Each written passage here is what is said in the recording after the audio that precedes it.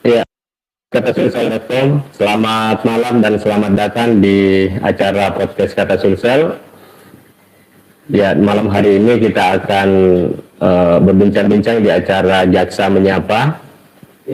Kita kedatangan dua bintang tamu dari Kejaksaan Negeri Cilindeng Rapang, yaitu Bapak Ridwan Saputra SHMH, Kepala Seksi Tindak Pidana Umum, dan Bapak Muslimin Lagalung SH, Kepala Seksi Intelijen.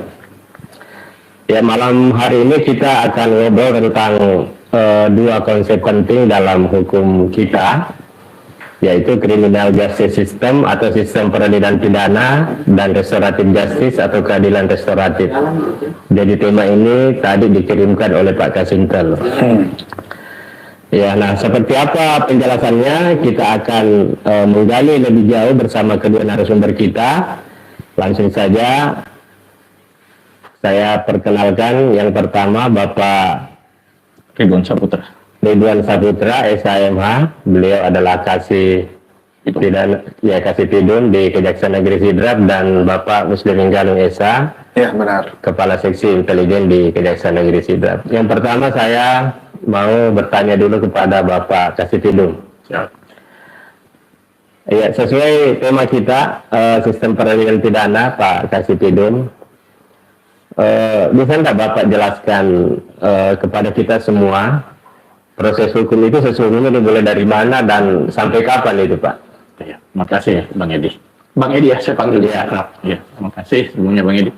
Jadi kalau kita berbicara terkait dengan criminal justice system atau sistem peradilan pidana, tentunya kita akan mengarah kepada bentuk penegakan hukum. Ya, untuk penegakan hukum mulai dari sistem penyelidikan sampai dengan terakhir pemidanaan. Jadi tentunya ketika kita berbicara criminal justice system atau sistem peradilan pidana, tentunya kita akan membahas terkait dengan bagaimana penegakan hukum, khususnya di Indonesia, di negara kita saat ini, mulai dari proses penyelidikan sampai dengan pemidanaan. Nah, kemudian terkait dengan penegakan hukum itu sendiri, tentunya ada aparat penegak hukum, dimulai dari kepolisian selaku penyelidik dan penyidik, kemudian ada penuntut umum, jaksa, kemudian hakim dalam memutus perkara, dan terakhir lapas, lembaga pemasyarakatan untuk pemidanaannya. Iya. Jadi itu yang paling awal. Ya. Lalu saya mau fokus untuk jaksa dalam hal sistem peradilan pidana ini. Jaksa itu tugasnya apa sih Pak sebenarnya? Kemudian kehadiran jaksa begitu penting dalam sistem peradilan pidana ini. Mungkin Pak Ridwan bisa jelaskan. Benar, jadi jaksa adalah, atau kejaksaan itu adalah satu-satunya lembaga di Indonesia yang diberikan kewenangan penuh oleh undang-undang selaku penuntut umum. Jadi tidak ada lagi lembaga lain yang bisa melakukan penuntutan kecuali jaksa. Nah, tapi jaksa dan penuntut umum itu berbeda. Jaksa penuntut umum sudah pasti jaksa, dan jaksa belum tentu menjadi penuntut umum. Nah, seorang jaksa bisa menjadi penuntut umum ketika diberikan surat perintah oleh pimpinan untuk melaksanakan penuntutan, maka teman-teman jaksa disebut sebagai penuntut umum. Tetapi ketika dia tidak sedang melaksanakan penuntutan, maka jaksa saja. Ya, jadi jelas. Jadi peran jaksa dalam tindak pidana umum khususnya menerima berkas perkara dari penyidik, baik itu penyidik Polri maupun penyidik PPNS. Kemudian setelah dilakukan penelitian, ketika berkas tersebut dinyatakan lengkap, maka kita P21. P21 itu artinya berkas perkara setelah dilakukan penelitian sudah lengkap dan sudah layak untuk dilimpahkan ke pengadilan untuk disidangkan. Nah, kemudian ketika belum lengkap, ada namanya P18 atau P19, berkas itu kita kembalikan kepada penyidik disertai dengan petunjuk. Kira-kira apa yang harus dilengkapi oleh penyidik sehingga bisa dinyatakan lengkap untuk selanjutnya kami limpahkan ke pengadilan. Nah, ketika sudah sampai di pengadilan, kita terima tahap 2, kita terima tersangka dan barang bukti dari penyidik, terus kita limpahkan ke pengadilan untuk disidangkan. Nah, disitulah proses pembuktian. Nah, kemudian setelah proses pembuktian dilaksanakan mulai dari pemeriksaan alat bukti, pemeriksaan saksi, surat, ahli, petunjuk dan pemeriksaan terdakwa itu sendiri. Kemudian apabila ditemukan bahwa benar bahwa terdakwa pelakunya, maka kita lakukan penuntutan. Penuntutan, kemudian dari hasil penuntutan kita itu akan diberikan kepada terdakwa kesempatan untuk membela diri. Nah, jadi bisa membela secara tertulis maupun secara lisan. Dari situ hakim yang memutus perkara, kira-kira apakah tuntutan jaksa ini diterima oleh terdakwa atau tidak. Nanti setelah itu baru diputuskan oleh hakim. Nah, setelah putus ditanyakan lagi kepada kedua belah pihak. Nanti setelah itu apakah putusan hakim tersebut diterima atau pikir-pikir atau akan mengajukan upaya hukum banding. Seperti itu. Kalau misalnya dalam waktu 7 hari dari baik jaksa maupun terdakwa tidak mengajukan upaya hukum, maka perkara itu dinyatakan inkrah atau berkekuatan hukum tetap untuk selanjutnya dieksekusi oleh jaksa. Ya, luar biasa ya penjelasan dari Bapak Ridwan Saputra. Saya mau lanjut lagi Pak supaya kita soal tantangan. Ya, saya yakin dalam proses penegakan hukum itu seperti yang Bapak Ridwan tadi jelaskan itu pasti ada saja tantangan. Kira-kira seperti apa itu biasa yang sering dijumpai? Kalau tantangan sebenarnya banyak. Jadi ketika kita berbicara tentang penegakan hukum, tentunya kan kita mengarah kepada tujuan hukum. Jadi kalau kita mengarah pada tujuan hukum itu kan ada 3 sebenarnya. Untuk mendapatkan keadilan, kepastian, dan kemanfaatan. Nah, dari untuk mendapatkan ketiganya ini tentunya banyak sekali tantangan yang perlu kita lewati. Nah, salah satunya itu mulai dari faktor-faktor yang dapat mempengaruhi adanya proses penegakan hukum. Mulai dari legal substance atau substansi hukumnya itu sendiri, kayak aturan-aturan, peraturan undang-undangan atau regulasi yang harus memihak kepada semua pihak. Nah, itu yang pertama. Dari segi peraturan perundang-undangannya. Kemudian dari segi legal structure atau aparat hukum itu sendiri. Seperti polisi, selaku penyidik, terus jaksa sebagai penuntut umum, dan hakim. Kemudian selanjutnya di lembaga pemasyarakatan. Nah, tidak lepas juga dari penasihat hukum atau pengacara yang mendampingi pihak terdakwa. Nah, itu harus memiliki integritas yang tinggi. Nah, jadi disitulah sebenarnya banyak tantangan. Kemudian setelah itu baru lagi kita masuk di budaya hukum atau legal culture. Legal culture. Jadi kalau misalnya meskipun peraturan undang-undangan sudah bagus, sudah baik, sudah tidak memihak kemana-mana, kemudian dari legal strukturnya, aparat penegak hukumnya juga sudah berintegritas, idealis, namun ketika budaya hukum atau legal culture-nya ini tidak bagus, atau masyarakatnya sendiri yang belum memiliki kesadaran tentang hukum itu, ya susah juga. Jadi ketiganya ini harus saling berintegrasi untuk bisa mendapatkan mencapai tujuan hukum yang tiga tadi. Jadi dia harus kerja bareng ya, kerja bareng, mulai dari polisinya, jaksanya, hakimnya. Kemudian nanti setelah dieksekusi atau jaksa sudah melaksanakan penetapan hakim atau putusan hakim yang sudah berkekuatan hukum tetap, kemudian kita serahkanlah ke lembaga pemasyarakatan untuk dilakukan pembinaan. Pembinaan situ. Nah, ya seperti itu. Jadi kalau tentang tantangan lainnya dalam penegakan hukum, khususnya kami jaksa, tentunya kan banyak hal yang perlu kita atasi juga, termasuk ada beberapa asas-asas hukum dan prinsip-prinsip hukum yang harus kita pedomani. Misalnya kayak ada prinsip hukum itu yang biasa kita dengar, due process of law. Kemudian ada equality before the law, terus prevention and innocence, itu banyak sekali yang perlu kita lakukan. Jadi kalau masyarakat melihat bahwa jaksa seperti ini, itu mungkin yang dari luar saja. Jadi sebenarnya jaksa itu harus memiliki pengetahuan terkait semua aturan-peraturan undang-undangan, baik itu yang tertulis maupun tidak tertulis, harus dikuasai. Betul. Nah, supaya bisa memberikan 3 tujuan hukum tadi, menciptakan 3 tujuan hukum tadi, keadilan, kepastian, dan kemanfaatan. Ya, pertanyaan yang terakhir di sesi pertama ini sebelum saya masuk ke Pak Kasih Intelijen, bagaimana Bapak Kasipidum memastikan tersangka dan korban itu diperlakukan secara adil dalam proses hukum ini? Itulah yang saya bilang tadi, ada prinsip hukum namanya due process of law. Jadi kita harus memperhatikan hak-hak dari masing-masing pihak, baik itu dari tersangka atau terdakwa maupun dari korban. Kalau untuk KUHP yang kita gunakan sekarang itu masih lebih mengarah kepada hak-hak tersangka. Tetapi alhamdulillah dengan rancangan KUHP yang baru ini, dia sudah masuk juga dengan memperhatikan hak-hak korban juga. Nah, kemarin yang banyak dibahas di KUHP lama itu hanya tersangka. Sementara kepentingan korban seharusnya yang lebih harus kita perhatikan. Nah, kalau untuk di KUHP yang baru ini sudah seimbang antara kepentingan kedua belah pihak. Jadi tidak boleh ada sering orang bilang, terutama rekan-rekan di luar proses peradilan mengatakan bahwa jaksa itu adalah perwakilan dari korban. Nah, ini benar. Kami mewakili kepentingan korban, tetapi bukan berarti kami mengikuti semua kemauan korban.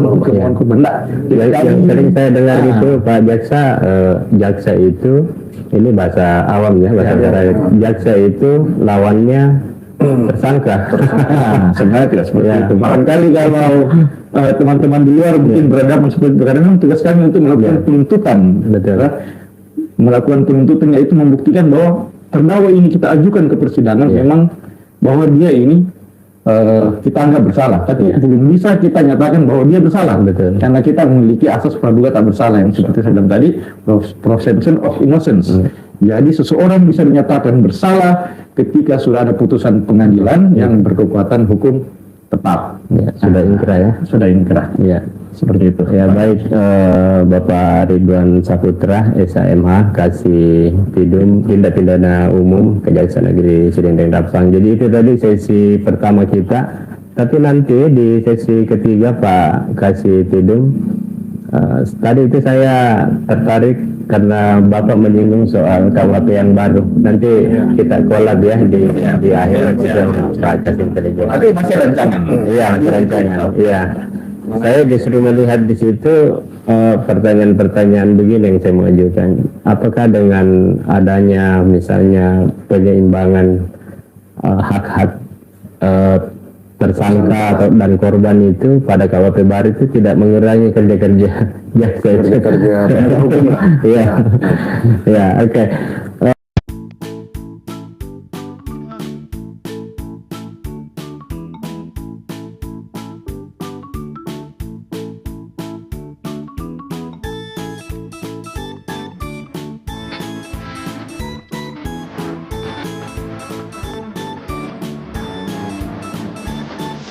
Ya, kita lanjutkan diskusi kita di acara podcast katasulsel.com dalam acara Jaksa Menyapa dari Kejaksaan Negeri Serdang Rapang. Ya, tidak terasa kita sudah masih di sesi kedua bersama dengan Bapak Kasih Intelijen, Bapak Muslimin Lagalung, Sarjana Hukum. Ya, benar. Pertanyaan pertama saya, Pak Mus, apa sih itu restoratif justice? Dan sebenarnya restoratif justice itu kapan mulai ada dan bagaimana ke depan ini? Iya, terutama setelah 1 Januari 2026 ini dengan KUHP yang baru. Berlakunya KUHP baru. Oh ya, betul. Jadi baik, terima kasih Bang Edi. Terkait dengan restoratif justice ini kan bukan hal yang baru sebenarnya, bukan hal yang baru akhir-akhir ini kita dengar. Restoratif justice ini kan sebenarnya adalah teori dalam hukum pidana atau dalam hukum acara pidana yang itu sudah disampaikan oleh para pakar-pakar hukum seperti Van Hemel, Van Bommelen yang berasal dari pakar-pakar hukum dari zaman-zaman sebelumnya. Itu bisa kita dapati dalam buku-buku asas hukum pidana dari Prof. Edi, itu banyak dibahas terkait dengan restoratif justice. Nah, namun demikian memang akhir-akhir ini restoratif justice ini itu sering digaungkan, sudah mulai menghangat digaungkan baik itu oleh aparat penegak hukum itu sendiri maupun masyarakat. Nah, namun untuk restoratif justice ini dalam perjalanannya, dalam keseharian yang kita dengar itu ada banyak mungkin misinformasi di masyarakat terkait dengan restoratif justice atau informasi yang mungkin tidak lengkap, tidak utuh. Jadi sebenarnya banyak masyarakat yang menganggap bahwa restoratif justice itu hanyalah persoalan perdamaian saja. Jadi RJ itu adalah damai. Padahal sebenarnya bukan. Definisi dari restoratif justice itu sebenarnya adalah mengembalikan keadaan seperti semula. Nah, itu mengembalikan keadaan seperti semula. Jadi seolah-olah sebelumnya belum ada masalah, kemudian terjadi persoalan. Nah, dengan adanya persoalan ini itu kita selesaikan sehingga keadaan itu kembali ke keadaan yang sebelumnya. Jadi seolah tidak pernah ada permasalahan. Itu sebenarnya yang dimaksud restoratif justice. Gitu. Jadi tidak boleh dianggap langsung diterjemahkan sebagai perdamaian. Ya betul. Jadi tidak semata kita menganggap atau menilai bahwa RJ itu, kami singkat restoratif justice sebagai RJ, itu adalah perdamaian. Jadi perdamaian adalah bagian kecil saja daripada restoratif justice. Nah, kalau kita bicara utuh tentang restoratif justice itu, kami sendiri, apalagi saya sebagai jaksa, sama dengan Pak Kasipidum sendiri, itu kami dibekali ilmu terkait dengan apa itu RJ, itu dalam peraturan kejaksaan atau peraturan jaksa agung nomor 15 tahun 2020. Nah, itu dikupas dan dibahas serta didefinisikan dan diartikan langsung oleh pimpinan kami, sehingga rambu-rambu terkait dengan RJ itu tidak lepas dari apa yang sudah digariskan oleh pimpinan kami. Nah, sehingga nantinya pelaksanaan RJ ini itu tidak menyimpang. Nah, begitu mungkin. Jadi restoratif justice ini mungkin bisa dikatakan sebuah proses penyelesaian perkara di luar pengadilan. Oh ya, ini yang masyarakat harus paham itu. Iya, betul. Jadi jangan sampai nanti ini kan biasa juga di masyarakat itu Pak Kasih. Loh, ini sudah sampai di kejaksaan, dari polisi di kejaksaan tiba-tiba bebas lagi dia. Ya, ini yang masyarakat harus paham ini bahwa ada namanya restoratif justice. Jadi betul tadi Bang Edi sampaikan, jadi RJ itu adalah proses penyelesaian perkara itu di luar dari pengadilan. Jadi tidak perlu lagi kita melalui proses litigasi atau persidangan. Nah, apakah bagaimana dengan hukum yang mengatur sekarang atau KUHP? Jadi KUHP itu pada prinsipnya bahwa setiap perkara yang kemudian dilaksanakan penyidikan maka ia harus tuntas. Itu kan konsepnya. Jadi itu harus selesai dan tuntas sampai proses persidangan. Nah, RJ ini adalah salah satu metode yang kita gunakan sehingga suatu perkara itu tidak perlu melalui proses persidangan dengan syarat-syarat yang telah ditentukan dalam regulasi-regulasi atau syarat-syarat yang ada dalam syarat RJ tersebut. Nah, jadi saya sedikit bahas tentang syarat RJ yang ada dalam Perja Kejaksaan itu, sehingga tidak mudah kami menerapkan RJ, yaitu memang sangat dibatasi, sangat limitatif. Salah satunya adalah terkait dengan memperhatikan bagaimana masyarakat menilai perbuatan itu. Jadi kita melihat bagaimana keadilan yang ada di masyarakat. Misalnya masyarakat menghendaki tidak perkara itu di RJ. Nah, bisa jadi mungkin ada proses perdamaian antara korban dengan tersangka, tapi kemudian hal tersebut ketika kita RJ kan itu mengusik rasa keadilan yang ada di masyarakat. Nah, ini juga kita harus pertimbangkan. Jadi tidak semata adanya kepentingan korban dan tersangka. Bagaimana caranya kita bisa merasakan itu yang ada di masyarakat? Nah, contoh misalkan Bang, saya jelaskan. Contoh adalah saya pengalaman itu dalam proses RJ ada perkara yang korbannya adalah anak. Jadi peradilan SPPA, kemudian Undang-Undang Perlindungan Anak pada pasal 80, 81, 82. Nah, itu korbannya anak. Nah, kemudian dalam prosesnya itu antara orang tua korban dengan pelaku itu ada perdamaian. Ini Bang, ada perdamaian. Nah, namun kemudian perkara itu apakah dengan ada perdamaian, apakah bisa kita RJ-kan? Ya kan seperti itu. Nah, anggaplah ada perdamaian antara korban dengan orang tua korban dengan tersangka. Nah, bagaimana kemudian di kemudian hari bagaimana apa yang dirasakan oleh korban sendiri ketika dia sudah dewasa nantinya? Ini kan harus jadi pertimbangan. Nah, waktu proses itu masih damai, itu kan korban masih kecil, misalkan anak masih kecil belum tahu apa-apa. Nah, tapi kan luka yang dia alami, akibat atau dampak yang dia alami itu akan dia bawa sampai dia dewasa nantinya. Yang dapat ini kan bukan orang tua korban sendiri. Nah, sehingga hal ini kemudian di mata masyarakat itu tidak mengusik nilai keadilan di masyarakat begitu. Gitu. Jadi itu harus dipertimbangkan. Ya, kalau RJ itu sebenarnya menurut saya bagus ya, karena sangat membantu masyarakat, apalagi kalau kasus-kasus atau perkara yang tidak menimbulkan dampak yang terlalu besar ya. Nah, sekarang pertanyaan saya Pak Kasih, kasus-kasus apa saja yang bisa di RJ? Betul. Jadi ini terkait dengan kasus, jadi tidak semua kasus itu dapat di RJ, khususnya dalam proses hukum di kejaksaan, dalam proses penuntutan ketika kami ingin melaksanakan RJ, jadi tidak semua perkara itu bisa di RJ. Nah, dalam perja kami, peraturan kejaksaan itu dibatasi, salah satu syarat perkara yang bisa dilaksanakan RJ adalah tindak pidana yang diancam itu tidak lebih dari 5 tahun. 5 tahun. Jadi ini konsepnya itu ya perkara-perkara ringan lah, misalnya perkara, saya contoh perkara penganiayaan, 351, 352, kemudian ada 378, 372 itu terkait dengan penggelapan, tipu, penipuan atau penggelapan. Nah, kemudian ada perkara-perkara pasal 80 kalau dia korbannya anak, itu kan ancamnya tidak lebih dari 5 tahun. Dan banyak perkara lain yang sifatnya ada korban yang sifatnya sederhana. Nah, di atas 5 tahun itu menurut regulasi kami di kejaksaan itu tidak dapat dilakukan RJ. Contoh misalkan perkara yang memiliki batas minimal pidana, yaitu perkara-perkara terkait dengan narkotika. Nah, ini kan tidak bisa di RJ. Kemudian ada perkara yang terkait pencabulan atau persetubuhan terhadap anak, itu kan ancaman minimalnya sudah 4 tahun itu mutlak tidak bisa kami laksanakan RJ. Sekalipun ada perdamaian baik antara korban, keluarga korban dengan tersangka. Ini tadi saya sampaikan Bang, ini kan harus memperhatikan nih, korban ini kan masih anak, bagaimana kalau dewasa? Ini kan dampaknya bukan ke orang tua, sehingga itu salah satu kenapa RJ kami itu dibatasi.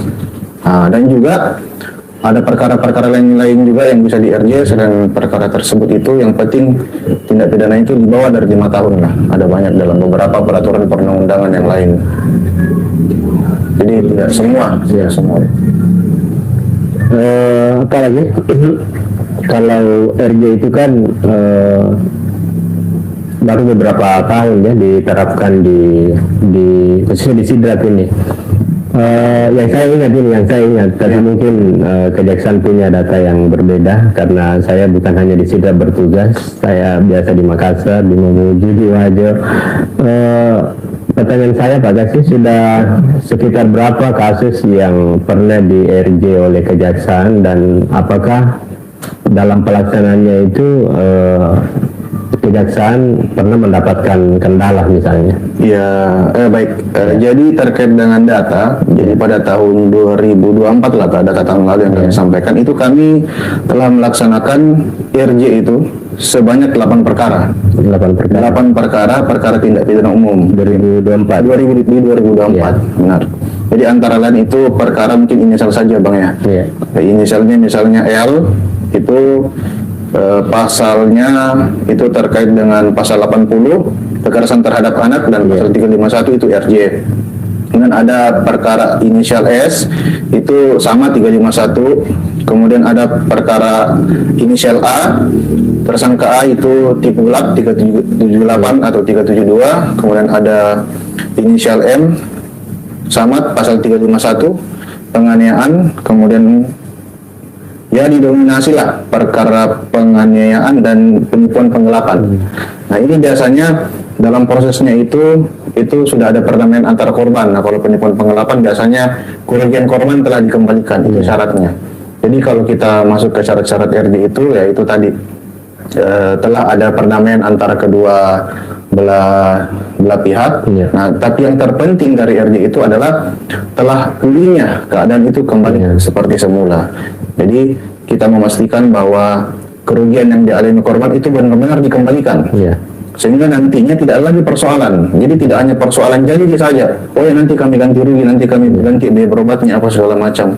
Jadi kita betul pastikan bahwa itu langsung kerugian korban itu betul langsung dipulihkan pada saat itu juga. Nah, Nah, ini data yang ada di kami, sedangkan untuk tahun 2025 sampai dengan bulan ini itu sudah 2 perkara yang kami RJ. Nah, jadi saya sedikit sampaikan proses RJ-nya itu. Jadi RJ di kejaksaan, jadi ketika perkara sudah P21 Bang ya, P21 artinya kan perkara lengkap itu. Iya. Nah, umumnya kan yang kita tahu perkara P21 diserahkan ke kejaksaan, ya udah langsung sidang itu, nggak lama langsung sidang kan? Betul. Nah, kalau RJ itu berbeda. Jadi ketika kita terima P21 tahap 2 di kejaksaan, nah kita melihat ini, apakah memenuhi syarat dari segi pasal. Nah, misalnya di bawah 5 tahun, pasal 351, nah bisa. Nah, pada saat tahap 2 kita tanya itu penyidiknya, apakah ini ada perdamaian. Nah, ketika penyidik sampaikan, oh ya Pak, ini ada perdamaian. Nah, di situ kemudian kita mengupayakan proses RJ tersebut, karena sudah ada perdamaian. Jadi kita pastikan jangan sampai perdamaian ini ternyata ada intimidasi di balik itu. Kan bisa juga, Bang. Jadi ada damai tapi terpaksa, ya kan, karena diancam. Nah, itu kita betul-betul pastikan tidak ada ancaman, tidak ada intimidasi, tidak ada paksaan. Nah, setelah itu ada proses antara jaksanya dengan Pak Kasipidum selaku pengendali RJ. Beliau ini yang langsung mengendalikan RJ. Dan RJ kami juga itu Bang bukan diputuskan oleh kami, oleh kami di Kejari, bukan. Tapi kami eksposkan di Kejati, kemudian yang kalau dulu itu sampai ekspos di Kejagung. Nah, kalau sekarang yang bisa memutuskan itu bahwa itu diterima RJ-nya itu langsung Pak Kejati. Jadi tidak sembarang juga. Ya, sebenarnya RJ ini belum dipahami secara menyeluruh ya oleh masyarakat kita, tapi sejak beberapa tahun ini seperti yang Pak Kasih tadi sampaikan bahwa intens disosialisasikan. Pertanyaan saya mungkin mewakili masyarakat juga Pak Kasih, RJ ini sebenarnya apakah ini untuk mengambil RJ ya, apakah mereka yang berperkara itu yang mengajukan atau dari kejaksaan yang menawarkan? Iya. Nah, seperti ini kan, maksud saya siapa yang memulai ini RJ, misalkan apakah misalnya dari pihak yang bersengketa tadi berperkara ini atau jaksa sendiri yang kejaksaan yang menyiapkan ini? Jadi kalau terkait itu, jadi saya mungkin tariknya daripada saat perkara diserahkan, Pak. Diserahkan dari penyidik kepolisian ke kami, ke kejaksaan misalkan. Nah, pada saat itu apabila misalkan dari pihak korban, dari pihak tersangka yang kami periksa itu tahap 2 menyatakan bahwa ini sudah ada perdamaian, sudah ada proses maaf, kemudian korban juga itu sudah ada berita acara perdamaian. Nah, itu kami nggak langsung percaya begitu saja. Jadi kita pastikan, kita panggil korbannya, kita panggil keluarga kedua belah pihak, baik korban maupun tersangka itu. Kita pastikan bahwa memang benar ada perdamaian. Jadi bukan kami yang mendamaikan mereka, bukan. Jadi itu harus ada kehendak dari antara korban dan tersangka. Nah, ketika kehendak itu muncul, walaupun misalnya ada niat itu walaupun kecil, nah kamilah yang berusaha untuk mencoba memfasilitasi itu. Jadi itu yang perlu dipahami. Jadi bukan kepentingannya jaksa untuk mendamaikan, tidak. Jadi itu semua kembali kepada kepentingan daripada korban dan juga tersangka. Nah, jadi walaupun juga kami paksa, kalau memang dari korbannya tidak mau damai Pak, itu kami langsung ya sudah, ini prosesnya lanjut. Nah, walaupun syaratnya terpenuhi Pak, tapi karena korbannya tidak mau, ya kami tidak akan bisa paksa itu. Kan itu tadi. Jadi harus mau saya mau harus sampai. Iya. Jadi pemirsa, itu tadi penjelasan secara gamblang ya oleh Bapak Kasih Intelijen Kejaksaan Negeri Sidendeng Rapang, Bapak Muslimin Galung Esa, terkait dengan restoratif justice. Sebelumnya juga Bapak Kasih Pidum Kejaksaan Negeri Sidendeng Rapang, Bapak Ridwan Saputra SHMH juga banyak berbicara soal criminal justice system. Iya, criminal justice system atau sistem peradilan pidana ya. Saya kira untuk sesi kedua ini telah selesai dan kita rehat. Nanti kita masuk di sesi ketiga, random antara Pak Kasih Pidum dengan Kasih Intelijen. Kita rehat sejenak.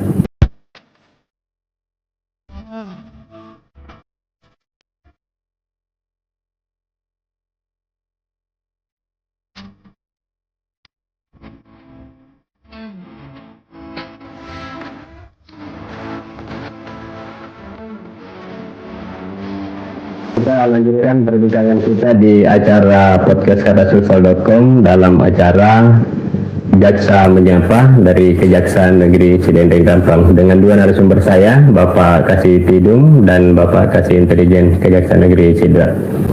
Jadi seperti yang saya sampaikan tadi, di sesi ketiga ini saya akan mengajukan masing-masing satu pertanyaan kepada kedua narasumber saya yang ganteng-ganteng ini untuk mengakhiri acara podcast kita ya. Saya kembali ke Pak Ridwan. Siap. Pak Ridwan tadi di awal tadi disinggung soal KUHP yang baru, KUHP ya. Kaitannya dengan peradilan pidana tadi. Apa sih sesuatu yang baru nanti dan yang berbeda dengan KUHP yang lama, Pak Kasih? Benar. Ya. Jadi KUHP atau Kitab Undang-Undang Hukum Acara Pidana kan sampai saat ini masih dalam proses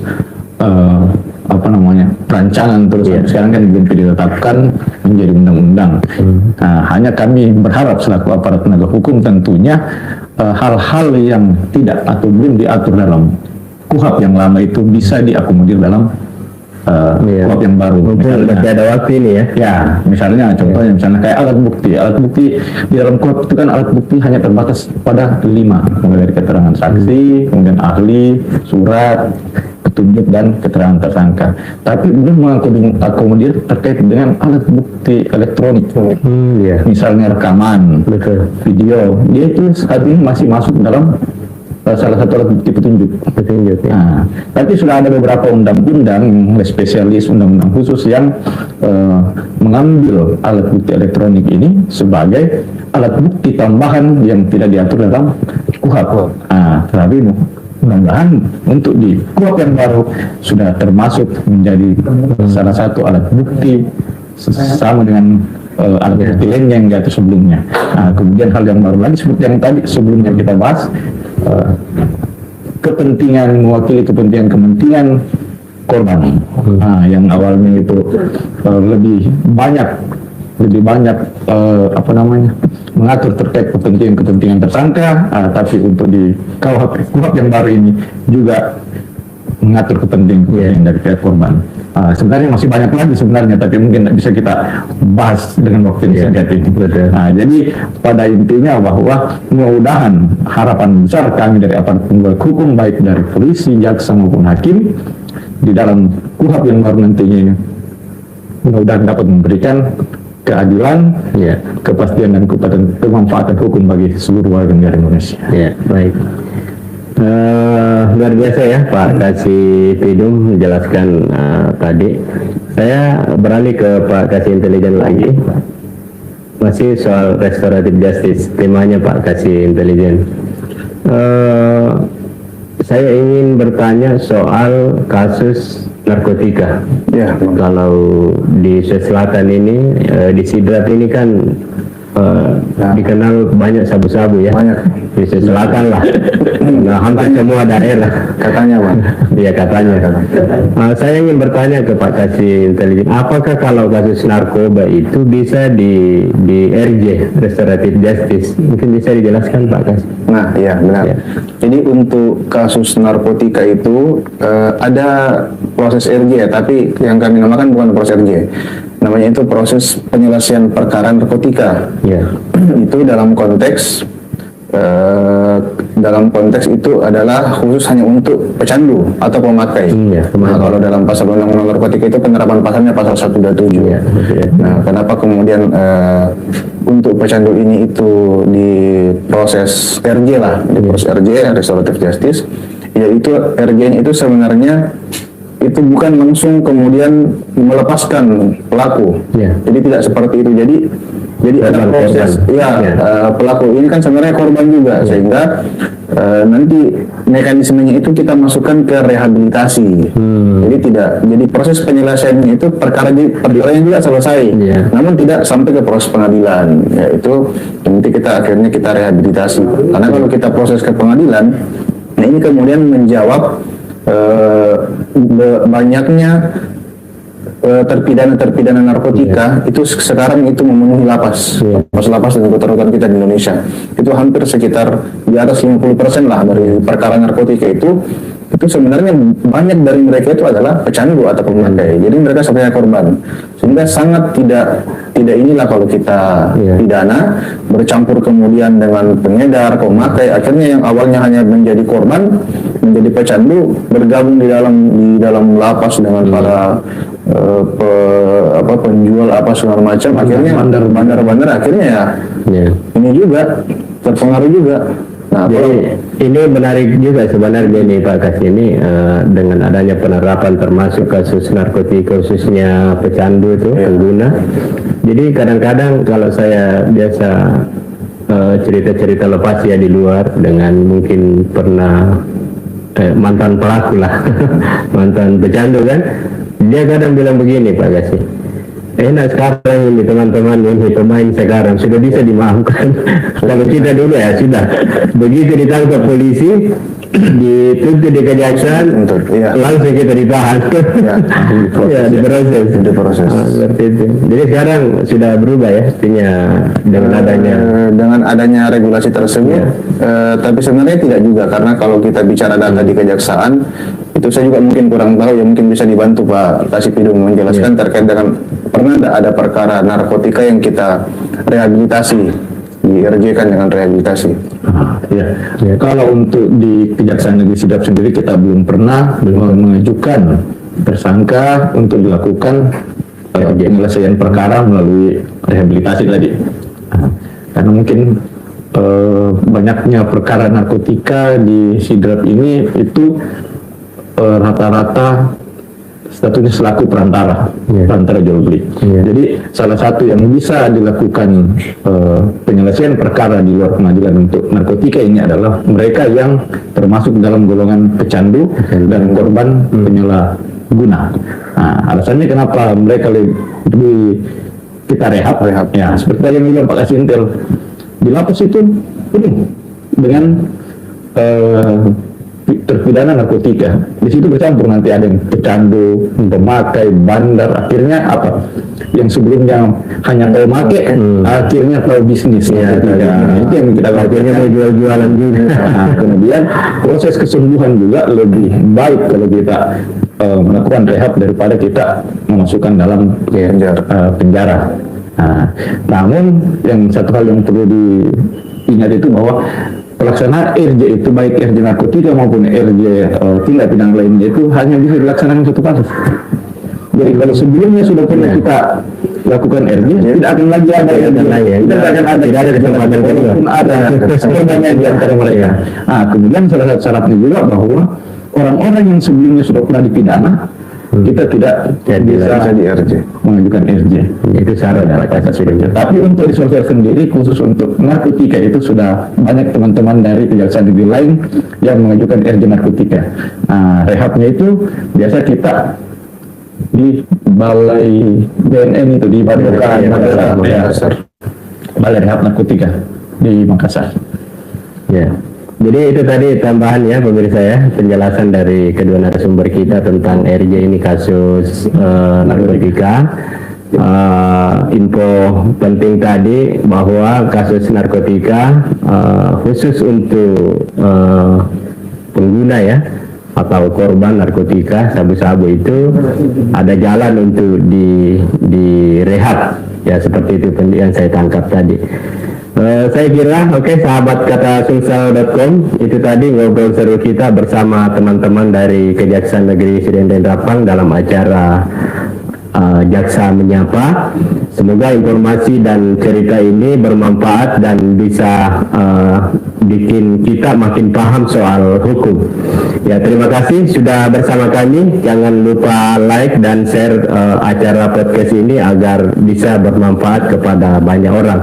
Sampai ketemu di episode berikutnya. Salam hangat dari saya, Edi Basri Sarjana Hukum, dan sampai jumpa.